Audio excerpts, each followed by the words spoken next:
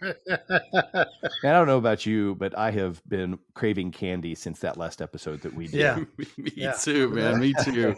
It's funny. The first thing, I haven't been using this computer, I think, since we did that edit, and got on Amazon, and the first thing that pops up is that Jelly Belly Bean Boozled that we were talking about. That was pretty funny. So the computer is always listening, isn't it? You are correct. it's ridiculous. I want $1 million. Yeah. Okay, here, maybe that'll work. Let me know how that works out. Yeah, if I never hear or see from you again, I'm going to try that. It must have worked. So if you see a Millennium Falcon in my driveway, there'll be signs. That's awesome. That's awesome. Well, I was listening to the candy episode, which, by the way, we've gotten a lot of comments on that. It's been a really good episode. It's been great to hear listeners' feedback on that. But as I was listening to it, I was like, there's a correction, and I think there's also some additional information, we'll call it an edit, that needs to be made to that episode. So we wanted to just jump on here and record a quick edit, and this is our first, this is a Gen X journey. We are blazing new trails here, Keith. We are. And Steve. We are right now. It's not to say that none of our previous episodes needed corrections or edits.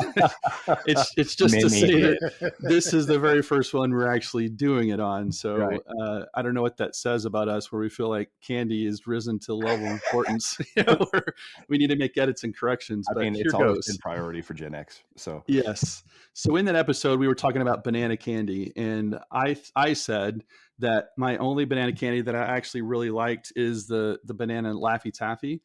Right. And as I was thinking about it, I'm like, there is another banana candy that I like, and it needs to be mentioned. It's the banana runt. Heck yeah. The runt candies that are like shaped like fruit. Absolutely. Those were good. I forgot about those well. I know. Like in one of my, is it Linda or is it one of my kids? One of the two. They segment those out. Like they segment out they don't like bananas. So, and I'm like, hey, I'll eat them. I'll take those. I'm the dad, so I eat everything. But I wanted to set the record straight. I do like the banana runts, and we didn't even talk about runts in the last episode. But that's a travesty. Those things are fantastic. I completely forgot about runts. They are very, very good. Do they still make them? They still make them, huh? They do. It's been years since I've had those. Now I'm going to have to get some. Yeah, I've seen them in Halloween candy, so they're still a thing. So awesome. So that's the correction, and then the edit, the new addition, new information that's become available that I felt like we needed to jump on and share is the discovery of the freeze-dried Skittles. Oh yeah. We talked about this too last night, didn't we? Yeah. Oh my gosh. Well, so we recorded the episode, and we talked about Skittles, of course, because it's an amazing candy. And my 20-year-old son Tyler and I were going somewhere after we recorded, and he goes, "Hey, what was the episode about?" And I told him it was about candy. He's like, "Dad, have you ever tried the freeze-dried Skittles?" And I'm like, "What are you talking about? That sounds a little mysterious." Right. I'm interested. So we went straight to Kroger's, went to the candy aisle, and bought 2 bags, because why? If one's good, then two's even better. Oh, 100%. And it's a good thing, because by the time we went from there, we went out to eat, we got a burger, and then by the time we got home, the first bag was nearly killed. Destroyed, yeah. So if you have not tried freeze-dried candy, do yourself a favor. The Skittles are amazing. I found actually this candy shop near my house that sells freeze-dried candies of all things. I've seen them at trade shows. They're so good. The freeze-dried Jolly Ranchers, and even saw the freeze-dried Nerd Clusters. Oh boy. That can open up a portal to another dimension right there. It's a next level thing, man. So I felt like we would be doing our listeners a disservice if we didn't mention, didn't include, didn't share the greatness that is freeze-dried candy. It's a new invention. It's a new candy technology. Who knew? But I felt this burden to inform our listeners about that. So I think that's awesome. Yeah, good news. We had to jump on and do a corrections and edit episode. So that's right.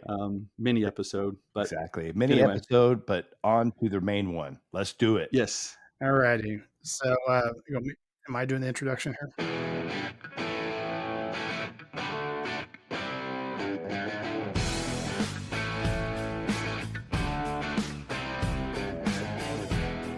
Hey everybody, welcome back to the Gen X Journey podcast. We are back with another rousing discussion about candy, and this is specifically around a poll that was recently done by somebody, candyretailer.com. There we go. On Seems legit. Yeah, and they seem to know what they're talking about, but they polled a group of Gen Xers to see who they believe or what they believe is the top 10 candies to this day right now. So it's not necessarily a top 10 candy that came out whenever we were kids, but just still to this day, what's our tried and true favorites? So what candy. Gen X thinks is the best candies out there. Yeah, what they think is the best candies. So got it. So Keith, do you want to kick us off with? I'm actually going to defer 10? it to Noel because he mentioned this one in the last episode, and I think he deserves that. Very good. Good call. All right. So number 10. First of all, this poll was.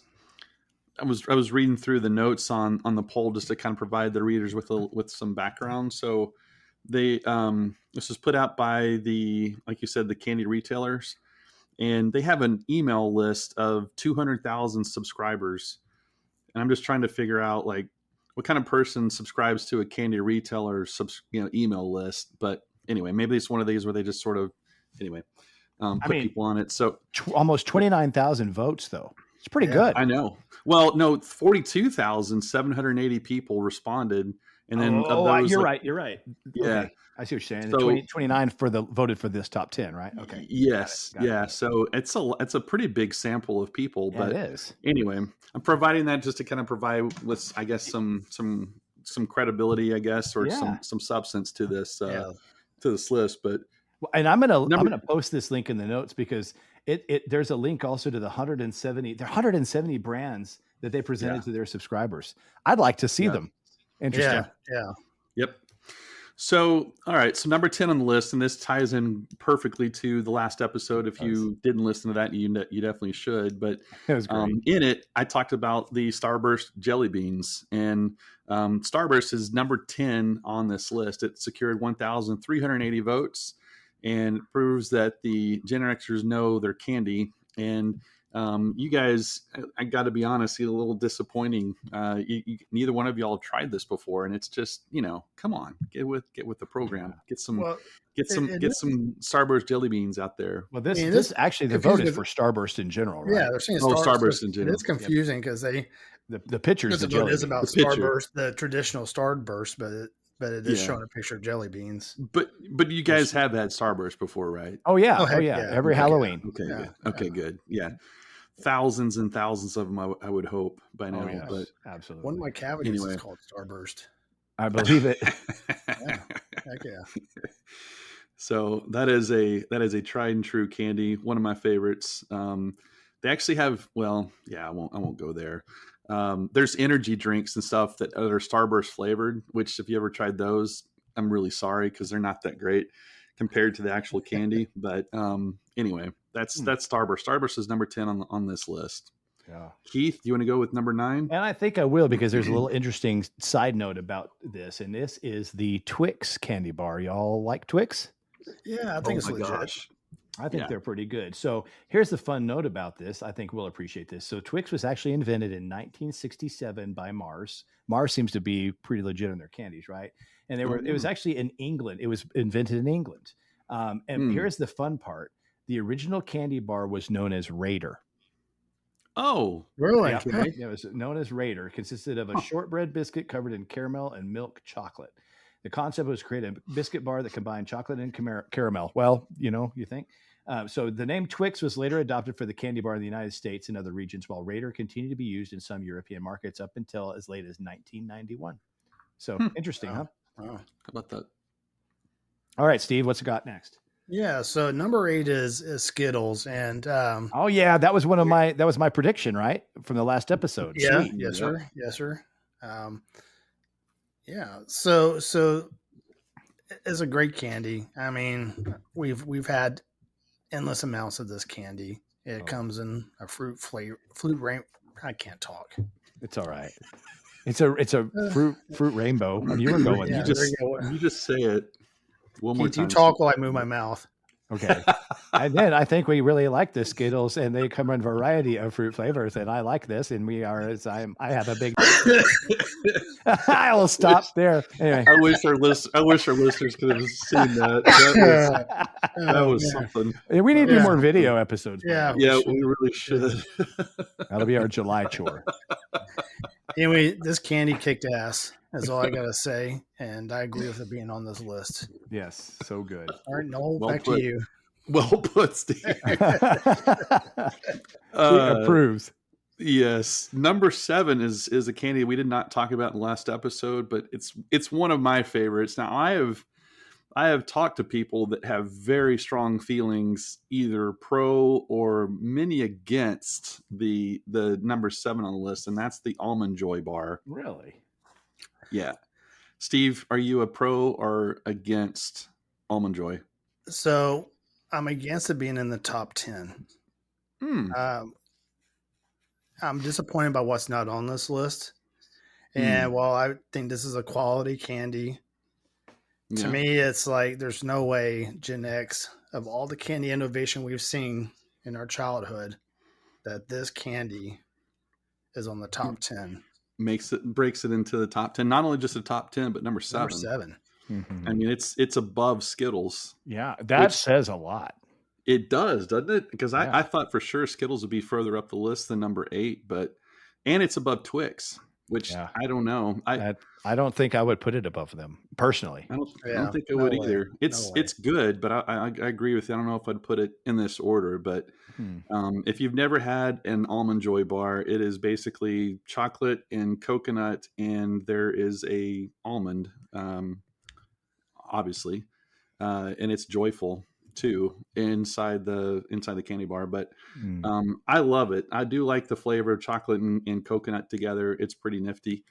But number 7 on the list. It's maybe it's the first controversial pick that we have, but certainly not the last. So I would have to audible and go Mounds because I'm allergic to almonds. Oh, but remember that commercial, right?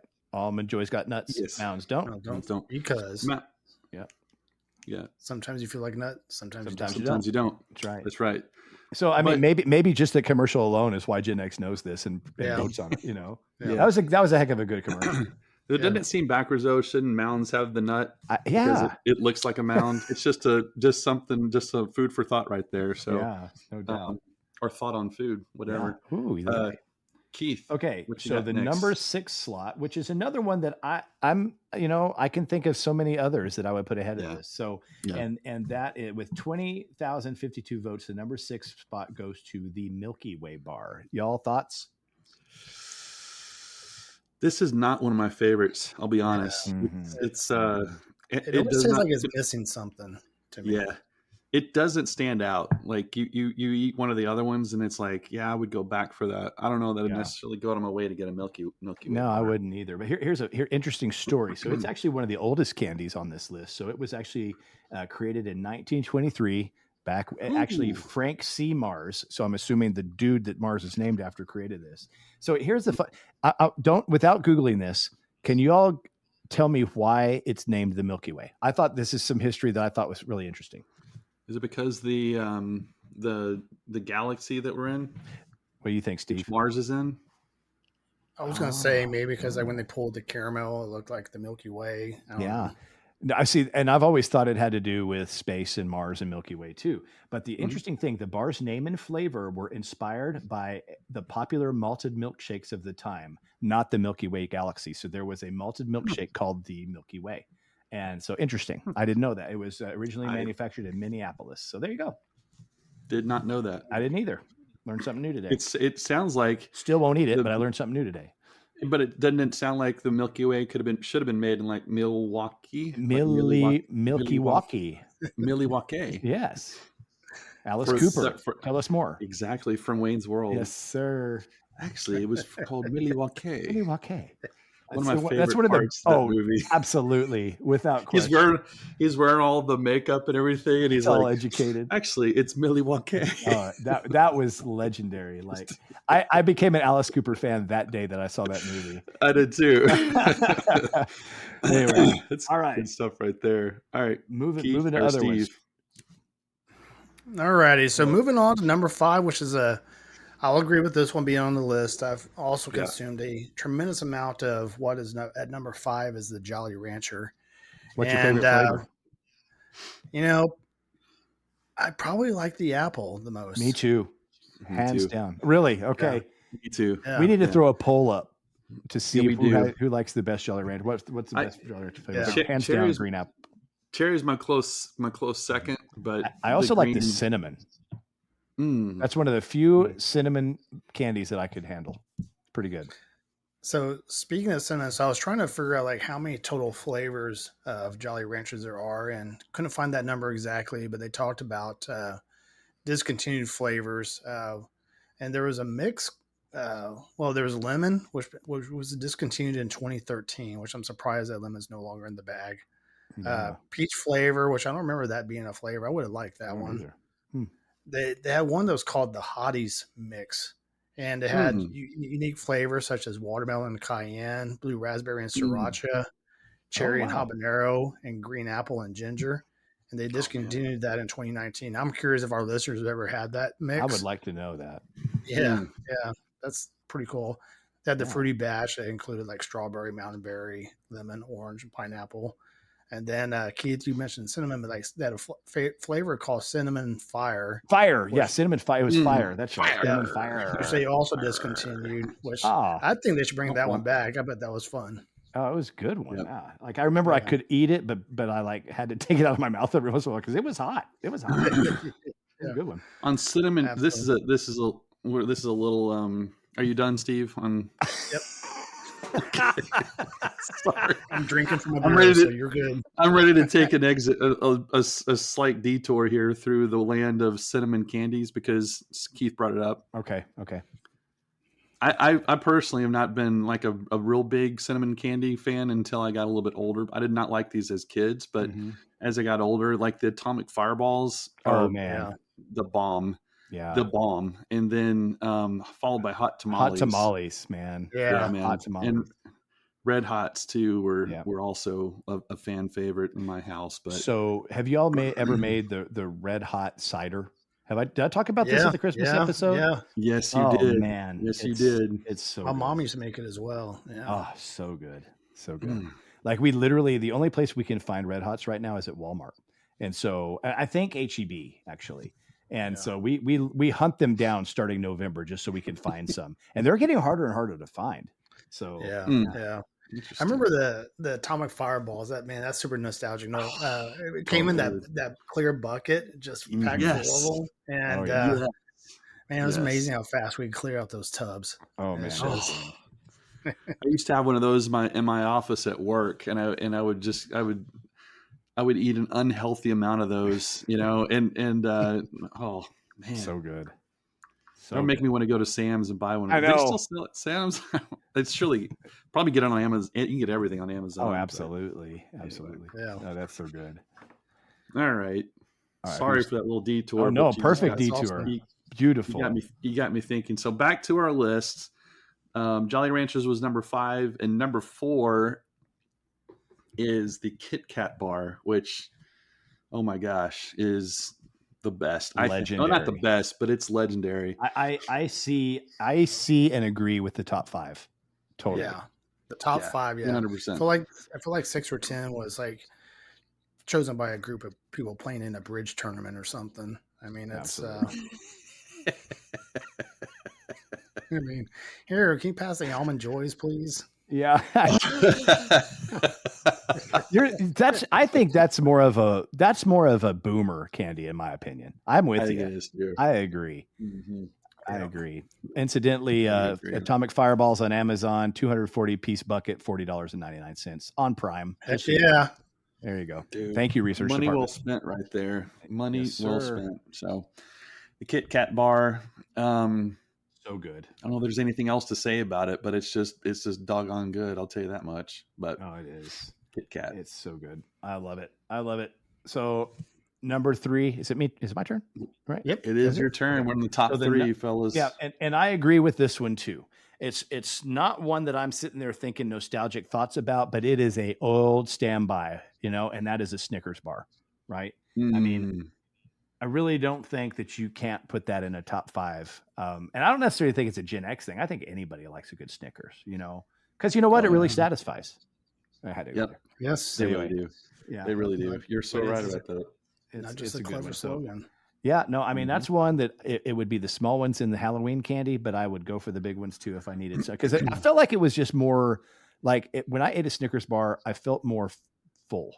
They were like, they had a lot of stuff going on in them that made me like literally Snickers really satisfies. Like I thought that was a perfect slogan because it really did make me feel like, okay, I'm good for a little while after I've had one. Yeah. So, Absolutely. Whereas Mike and Ike's or M&Ms or Skittles, I'd be so sick at my stomach, but still want more.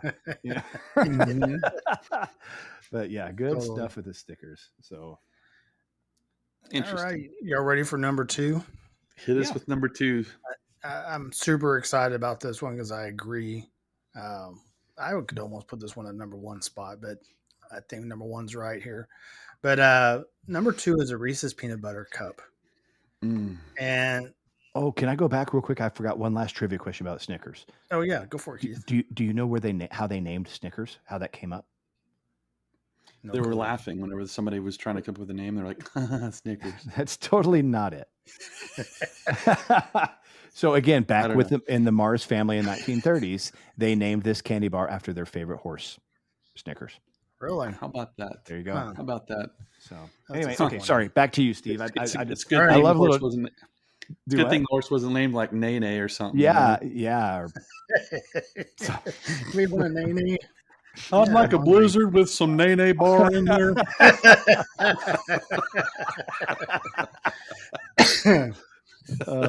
Then somebody would say, "Do you want it whipped, or do you want it Nene?"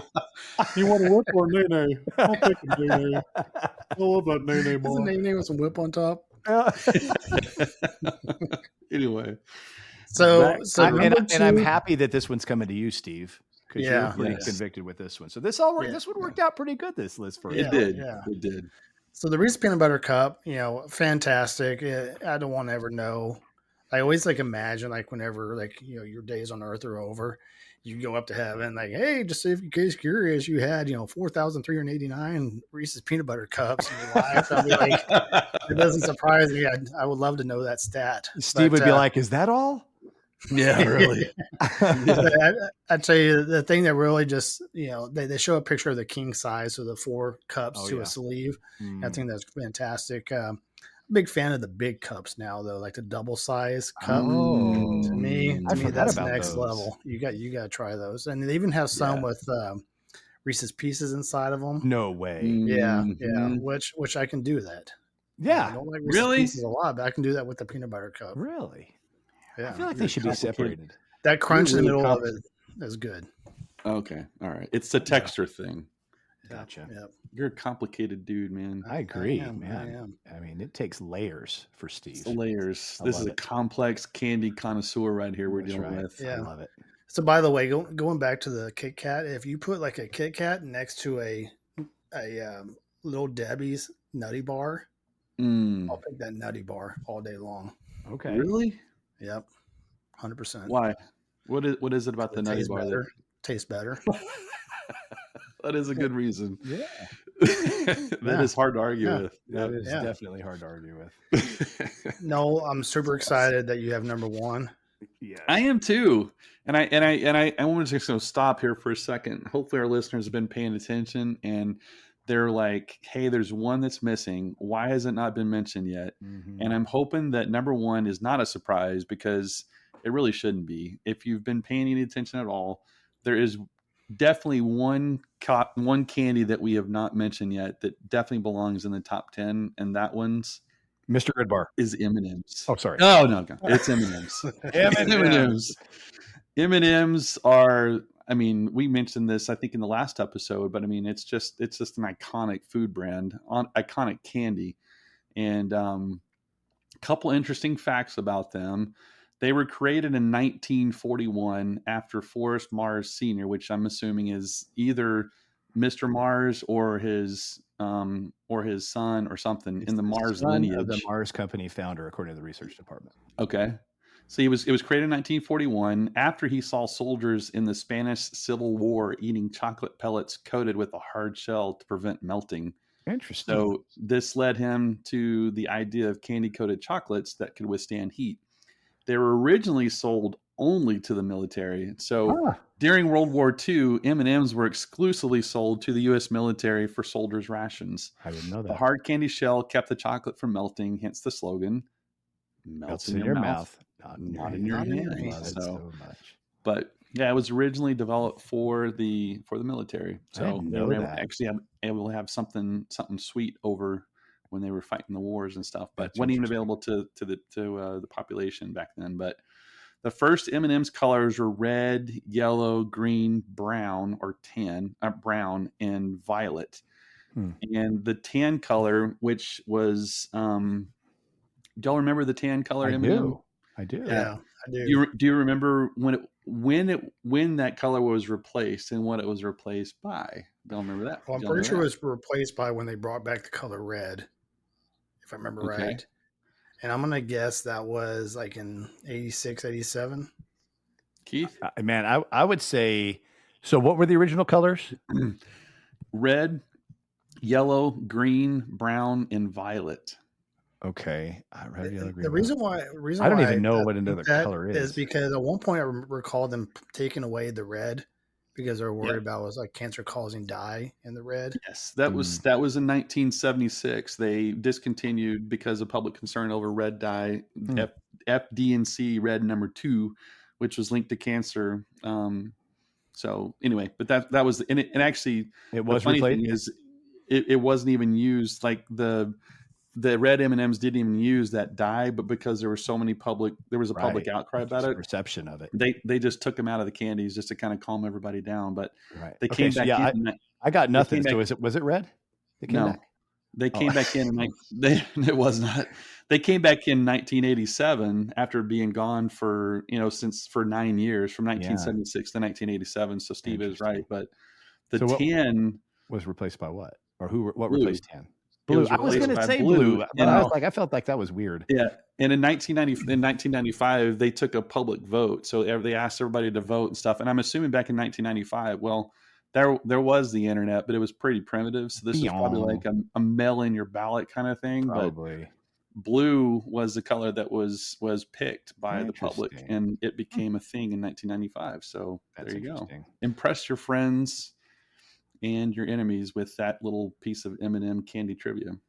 So go ahead. No, I said I love the names, like the whole thing, and you started with the Forest Mars being one of the M's. Yeah, I thought this was cool. So Forest Mars was from the Mars Company, but then the other M was Bruce Murray, who was the son of the Hershey chocolate president. So one was Hershey, one was Mars, and they did M&Ms together. I thought that was kind of neat. How often do you see two companies come together to make something like that? Yeah. Especially probably competing companies, right? Anyway. No kidding. Keep going. Sorry. So a little trivia question for you. What was the first candy in space? M&Ms. There you go, Keith. You're paying attention. They were first. NASA first included them. There's no way it could be that simple. I know. I thought it was a good question. NASA first included them with the food they sent up with astronauts in 1981. Nice. And they're still a staple treat aboard space missions even today. But it was the first candy to ever make it into space. That's cool. Yeah, that's a heck of a cool list. So is there any that you feel should be in this? Yeah. Steve's got an opinion on this. He's like pulling up a spreadsheet right now. So in 1983, I ate this candy, and so it should be on the future top 10 list. Let me say first of all, I don't think Almond Joy should be on this list. To me, Milky Way should not be on this list. All quality candy. I would have a hard time putting Milky Way in the top 25. Yeah. But I would challenge that Butterfinger should be on this list. I was about to say that's who I'd really because I think it's such a unique and different type of candy than the rest of that's on this list. And and I probably had more of that candy than any other candy. Yes. Ever. Yeah. I completely agree with you. I completely agree with you. I'd say what another candy, I don't know if it belongs on this list or not, but is pretty doggone good, is the Junior Mint. Okay. Gosh, yeah, that was like a movie time staple right there. Absolutely, absolutely, still is. It is even today. But yeah, I don't know, man. I could tear a whole box of those up really quick, without question. So I'm going to go youth on mine because I'm looking at the actual list that people voted on. Mm-hmm. So I'm going to go this one.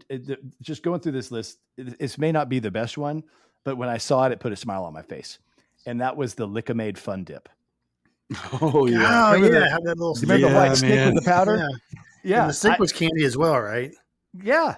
Stick was, you could eat the stick, and it was all, it was like separate, and oh man. Yep. Yeah, like I don't know if that would be top 10 material, but scrolling through this list, that one put a smile on my face. So I'm going to throw it out there. Yeah. That was good. But that's I'm a good guessing, one.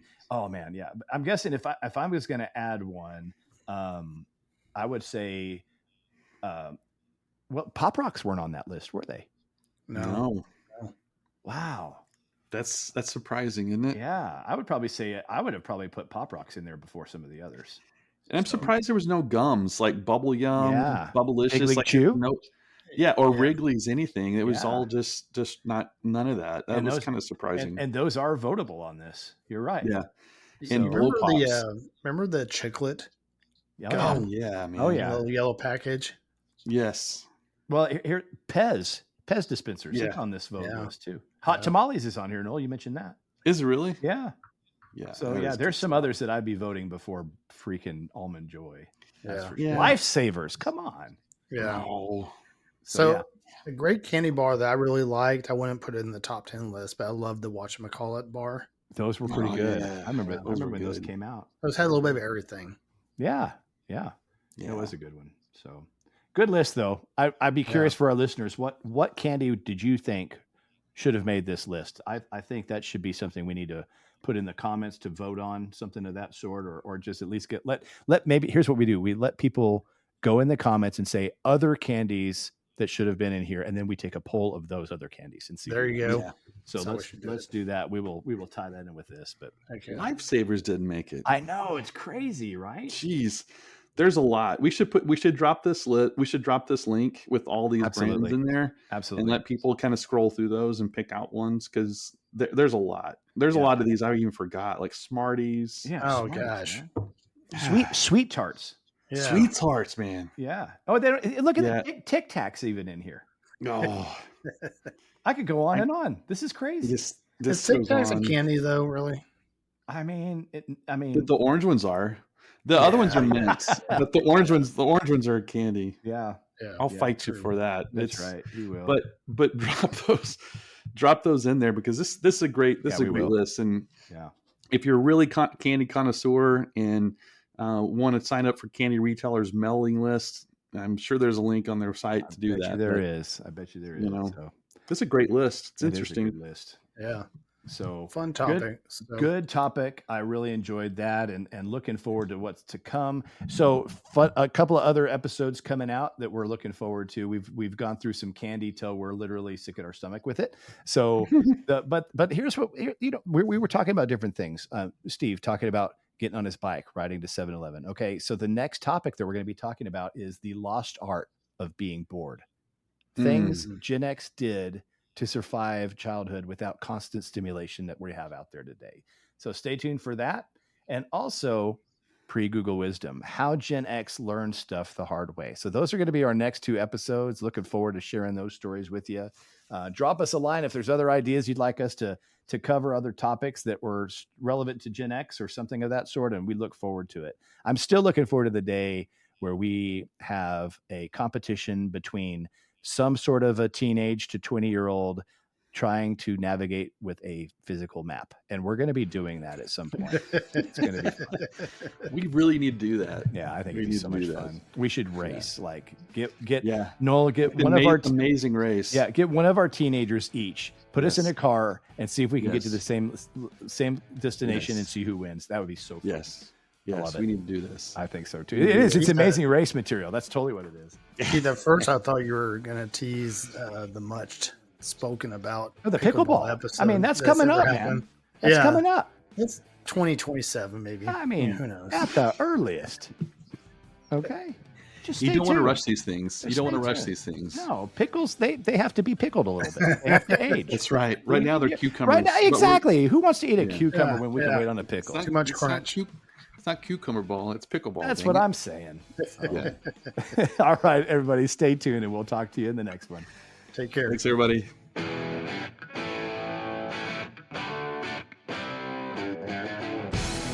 The views, thoughts, and opinions expressed in the Gen X Journey podcast belong solely to the hosts and guests and do not necessarily represent the views or opinions of any entity they are associated with. The information provided is for entertainment and informational purposes only and should not be considered professional advice. Listeners are encouraged to seek the advice of qualified professionals for any specific issues they may face. The creators and contributors of this podcast make no representations as to the accuracy, completeness, or validity of any information, and will not be liable for any errors, omissions, or any losses, injuries, or damages arising from its use.